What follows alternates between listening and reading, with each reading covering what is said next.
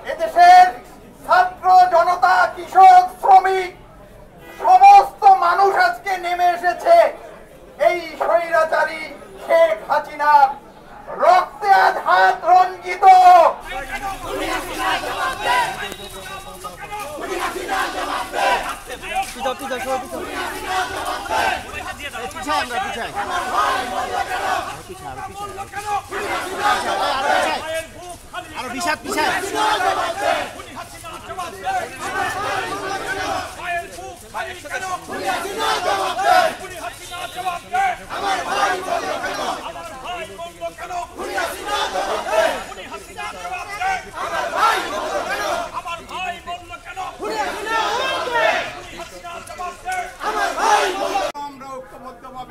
এই হত্যা, এই লাশের এই যে জাতির আত্মনাদ, সে আত্মনাদের সাথে ঐক্যবদ্ধ হতে পারবো না। আমরা আহ্বান জানাই, চলুন ঐক্যবদ্ধভাবে আমরা এই হত্যাযজ্ঞ এবং এই আইন লঙ্ঘন করার বিরুদ্ধে একত্রে আন্দোলন সংগ্রাম পরিচালনা করি।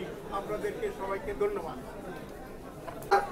পদত্যাগের দাবিতে আজকে বন্ধুগণ একটা কথাই বলতে চাই, এদেশের ছাত্র জনতা, কৃষক, শ্রমিক সমস্ত মানুষ আজকে নেমে এসেছে এই স্বৈরাচারী শেখ হাসিনার রক্তে আজ হাত রঞ্জিত।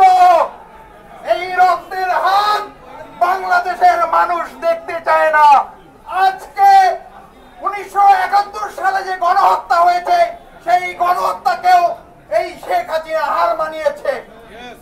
ইতিমধ্যে আপনারা জানতে পেরেছেন শেখ হাসিনার সরকারের কবর রচিত হয়েছে, শুধুমাত্র দাপন বাকি।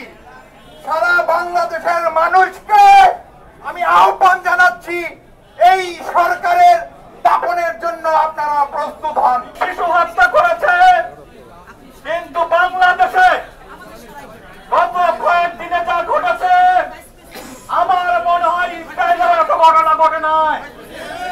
সারা বাংলাদেশের আইনজীবীরা আজকে কেন্দ্রীয় কর্মসূচির অংশগ্রহণ হিসেবে, কেন্দ্রীয় কর্মসূচির অংশ হিসাবে